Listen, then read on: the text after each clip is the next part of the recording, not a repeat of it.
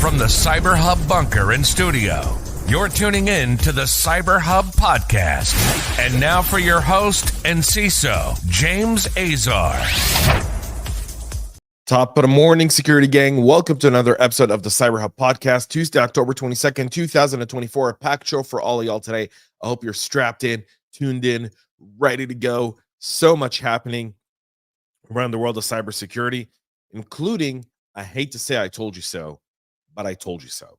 Now, if you're not subscribed to my Substack, I typically leave this for the middle of the show, but I'm just going to say there's a few stories that I predicted on my Substack. So if you're not subscribing to my Substack, you're missing out. Now, without further ado, join me for a coffee cup cheers here at jamesazar.substack.com. Always have to remember to say that.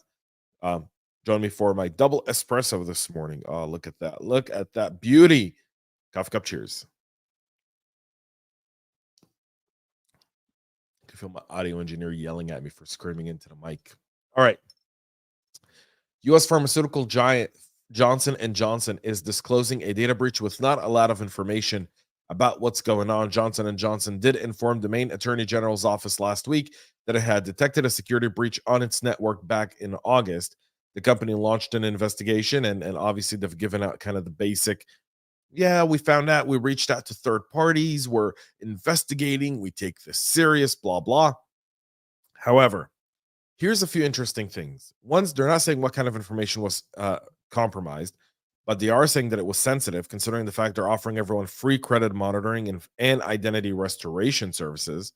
They're noting at the time that there's no evidence of the attack, but they're not saying what the attack was in terms of, was it a third-party breach, HR breach, something. It only impacted 3,200 individuals, so this isn't, some 3 million people, and Johnson & Johnson employs hundreds of thousands of people across the world. So this may seem to be a small substack of what they have, but they haven't given any information, which is why I lead off with this. My curiosity got the best of me. So if you know anything about this and you want to let us know, you can reach out through our Substack, through our website at cyberhubpodcast.com, or anonymously through our Proton mail. So you can do that as well.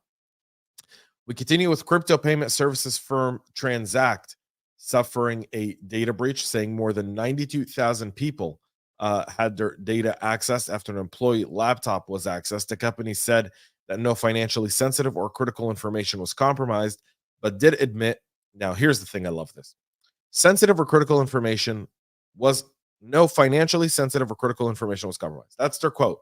Then they go on to say that passports, driver's license information, and user selfies were leaked in a breach. The world we live in today, I swear. Like, this is one of those things where you go like, who told you to say that line? Just say, we don't believe that there's been any financial data that's been compromised. However, some critical information was compromised, including copies of your passports, copies of your driver's license information, and user selfies. In a statement, the company based out of Miami, Florida, said that it only affected about 1% of its user base. So they claim to have around almost 1 million users. It was a sophisticated phishing attack that granted the attacker access to an unnamed Know Your Customer vendor Transact uses for document scanning and verification. They're one of the largest cryptocurrency infrastructure providers. Transact serves nearly 6 million users across 160 countries and 46 U.S. states. The platforms lets users and businesses buy and sell more than 170 types of crypto and NFTs. Transact said it operates as a fully non-custodial platform, meaning that user funds, whether fiat or crypto, are never held by us and therefore remain completely secure or unaffected by the attack. Yes, but you are a processing platform.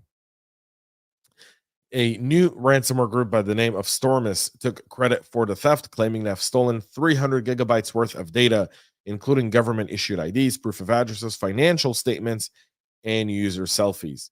If the company doesn't pay a ransom, they plan to leak the data. Transact said they hired a cybersecurity company to investigate this.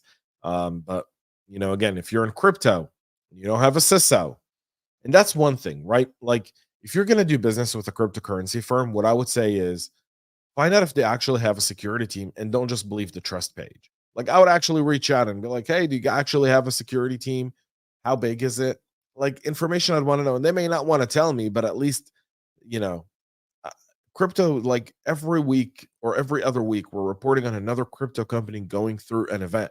They're low hanging fruit, right? They're low hanging fruit because the founders are dreamers, and and the hackers are abusers. All right, are you ready for this one? Are you ready? They're back. Alpha V and Blackcat. Remember how they kind of like broke apart, got arrested, whatever. There was a whole bunch of stuff there. They pulled off an early exit scam. Well, they're back. They've been renamed SATA 3301, allegedly, according to Morphosec. They've had over 30 victims since June of 2024, mainly SMBs in the healthcare, hospitality, manufacturing, and retail industries, both in North America and the UK.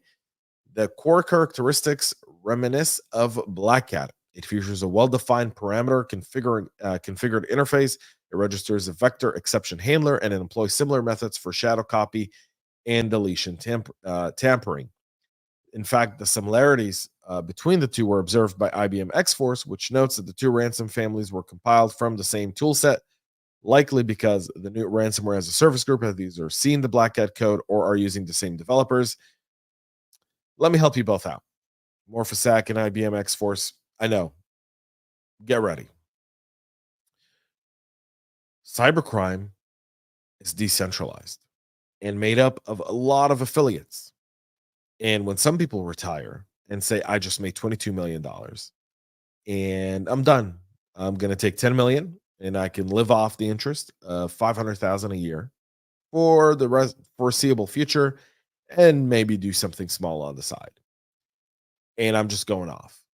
I may sell that code for a fee in order to maximize my exit from there to someone who I've worked with before in my decentralized ring.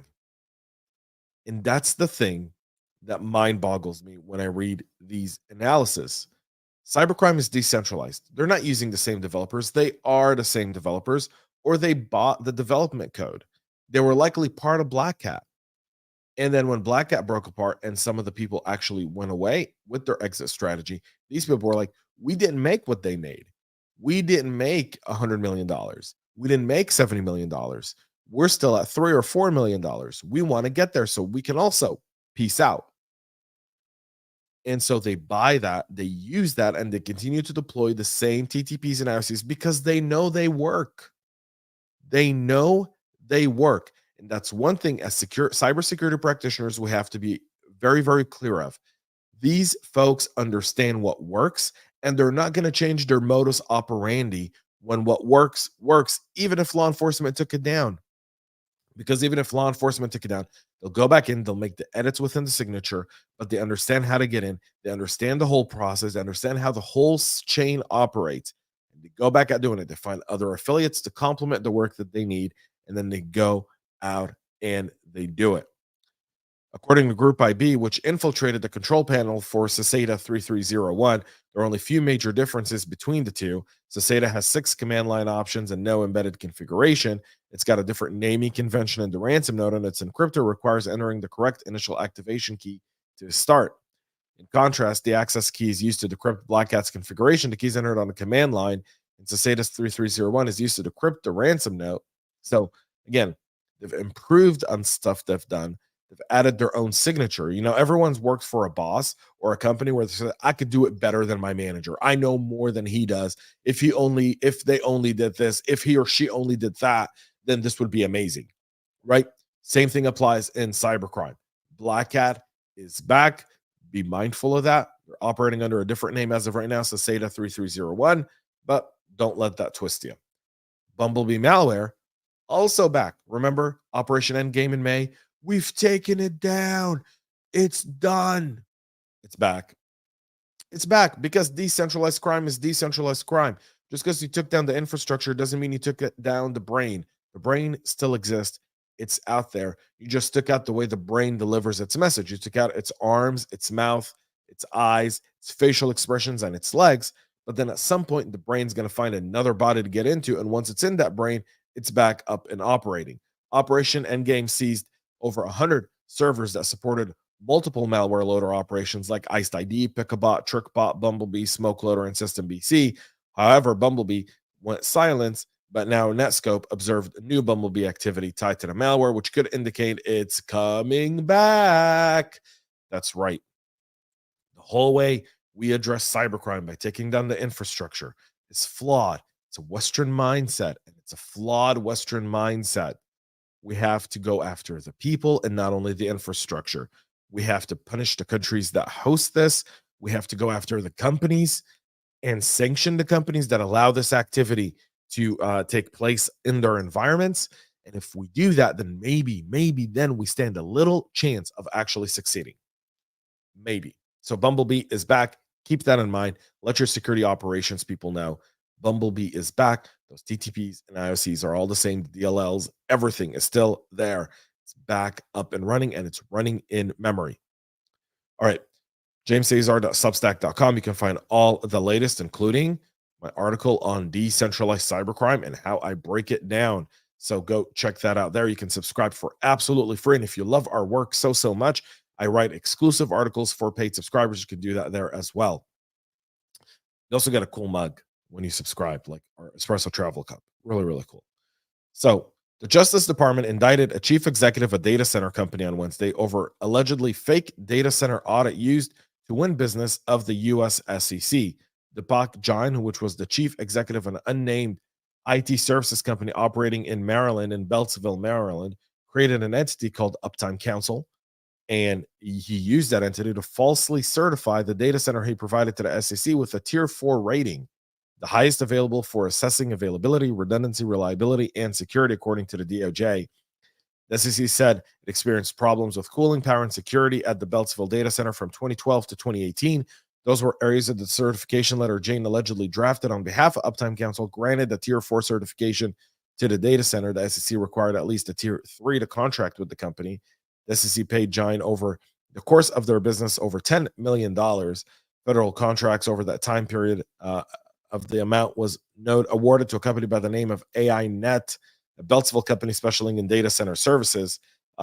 So they're still apparently in business, even though he's charged. Deepak Jain and his company performed fully under the SEC contract. There's no evidence that any data was lost or compromised in any way.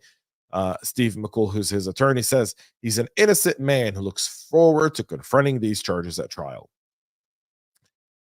Did he or did he not falsify his Tier 4? The idea of saying, well, nothing happened, there's no evidence that any data was lost or compromised, doesn't absolve him of the fact that he lied. He falsified documents to the federal government.